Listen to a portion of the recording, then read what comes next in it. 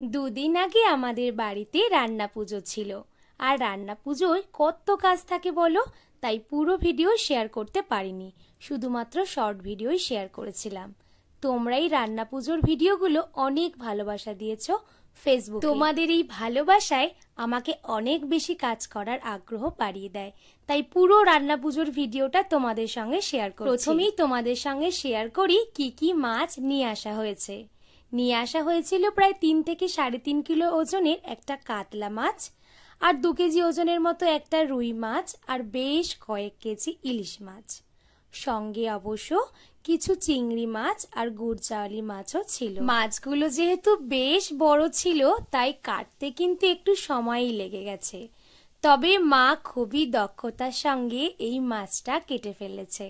আমার কাছে যদিও এই মাছ কাটাটা অনেকটাই বেশি চ্যালেঞ্জিং, তাও মায়ের কাছে কিন্তু এটা অতি সহজ একটা ব্যাপার। মজার বিষয় হলো, বাবা যতবারই বাজার থেকে মাছ কাটিয়ে এনেছে, মায়ের কিন্তু কোনোদিনই পছন্দ হয়নি।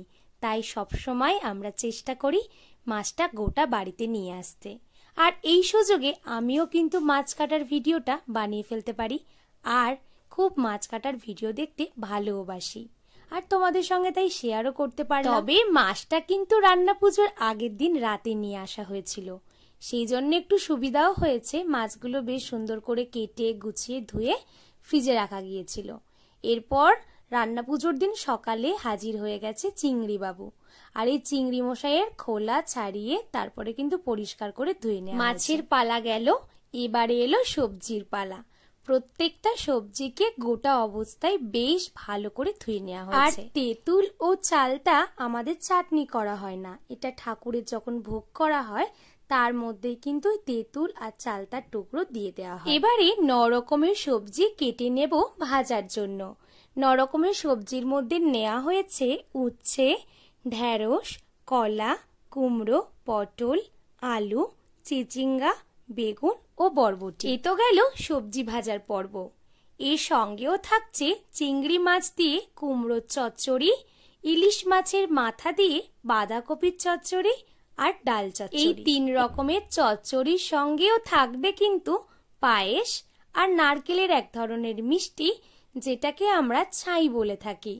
এছাড়াও তো যে মাছগুলো তোমাদের সঙ্গে আগে শেয়ার করলাম, এই প্রত্যেকটা মাছই কিন্তু ভাজা থাকবে।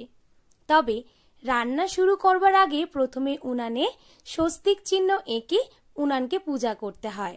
তারপরে সেখানে একটা মায়ের ভোগ বানাতে হয়।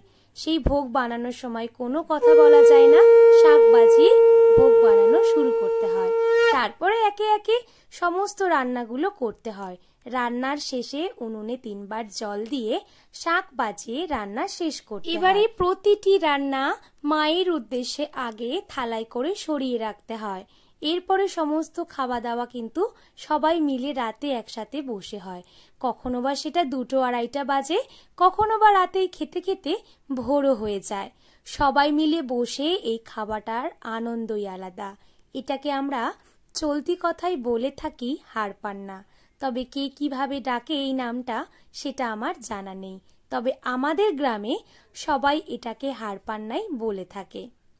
এই হাড়পান্না বছরে একবারই খাওয়ার সুযোগ হয়, আর সত্যি বলতে কি আমরা এই দিনটার জন্য সারা বছর জুড়ে অপেক্ষা করে থাকি। রান্না পুজোটা যেহেতু মা মনসাকে উদ্দেশ্য করেই করা হয়, তাই খুব সকালে উনানে গোবর দিয়ে একটা মনসার ডাল বসিয়ে তাতে সিঁদুর দিয়ে এভাবে এঁকে দেওয়া হয়। এরপর চালের গুঁড়ো গঙ্গা জলে মিশিয়ে এইভাবে কিন্তু মনসা ডালের ওপর ছড়িয়ে দিতে হয়। 7 পুরুষের জন্য এই খাবার। তবে সেটা মা মনসার 7 পুরুষের উদ্দেশ্য করে এই খাবারটা দিতে হয়। এখানে 7টা পাতায় করে সমস্ত যা যা রান্না হয়েছে অল্প অল্প করে দিতে হয়। এছাড়াও দিতে হয় ফল, মিষ্টি, ফুল, যে যেভাবে আর কি পুজো করে। এরপর মা এটা নিজেই পুজো করে নেয়। তারপরে কিন্তু পরের দিন সকালে এই সমস্ত মনসার ডাল আর যা যা কিছু ছোট ছোট করে পাতায় করে দেয়া হয়েছিল সবটাই কিন্তু জলে ভাসিয়ে দিতে হয়। আর এই পুজোটার পরেই কিন্তু খাওয়া দাওয়া শুরু হয়, যেটাকে আমরা বলি পান্না। এরপর মনসা গাছের নিচেও মা গিয়ে দুধ কলা দিয়ে সন্দেশ দিয়ে পুজো দিয়ে দিল। এই পুজোটা পুরোপুরি শেষ হয়ে যাওয়ার পরে তবেই কিন্তু আমরা ভোগ পেতে পারি। এরপরে আমরা সবাই মিলে একসাথে বসে কলা পাতায় খাই। আর এই খাবারের সত্যি বলছি আলাদাই আনন্দ। এই দিনকে প্রত্যেকের বাড়িতেই তাদের আত্মীয় স্বজন, বন্ধু বান্ধব, কাছের সমস্ত লোককে নিমন্ত্রণ করা হয় এবং তারাও আসে, সবাই মিলে একসাথে এই ভোগ প্রসাদ খাওয়া হয়। এই খাওয়াটার মধ্যে যে আনন্দ আছে তা যতক্ষণ না এই রান্না পুজোয় পান্না করা হয় ততক্ষণ কিন্তু বোঝা যায় না। বাঙালি কিন্তু ভীষণ খাদ্যরসিক, তাই এই দিনটা বাঙালির জন্য খুবই আনন্দের। এবং বাঙালি যে শুধু খেতে ভালোবাসে এমনটা নয়, বাঙালি কিন্তু সবাইকে খাওয়াতেও ভীষণ ভালোবাসে। এই দিনকে সত্যি বাড়িতে অনেক লোকজন আসে, সবাই মিলে একসাথে হই হুল্লোড় করে দিনটা খুবই আনন্দে কাটে। এরপর কিন্তু আমি কলা পাতায় করে সমস্ত খাবার নিয়ে বসে যাচ্ছি, গুছিয়ে খাওয়া দাওয়া করব বলে। তোমাদের সঙ্গে ভিডিওর মাধ্যমে সেটা শেয়ার করছি, এছাড়া তো আর কোনো উপায় নেই। তোমরা একটু ভিডিওটা যদি ভালো লাগে লাইক কমেন্ট শেয়ার করে দিও। তোমরা যেহেতু রান্না পুজোর ভিডিও খুবই ভালোবাসো দেখতে, তাই তোমাদের জন্যই শেয়ার করা। তোমরা আর কি রকমের ভিডিও দেখতে চাও সেটাও আমাকে কমেন্ট করে জানিও। আর আমার চ্যানেলে যদি নতুন হয়ে থাকো অবশ্যই আমার চ্যানেলটাকে সাবস্ক্রাইব করে দিও, পাশে থেকো। আর এই ভিডিওটা কেমন লাগলো কমেন্ট করে জানাতে কিন্তু কখনোই ভুলো না। অবশ্যই কমেন্ট করে জানিও তোমাদের কোন পার্টটা এই ভিডিও সবথেকে ভালো লেগেছে। তোমাদের সঙ্গে এই ভিডিওটা শেয়ার করতে পেরে আমিও সত্যি খুব আনন্দিত।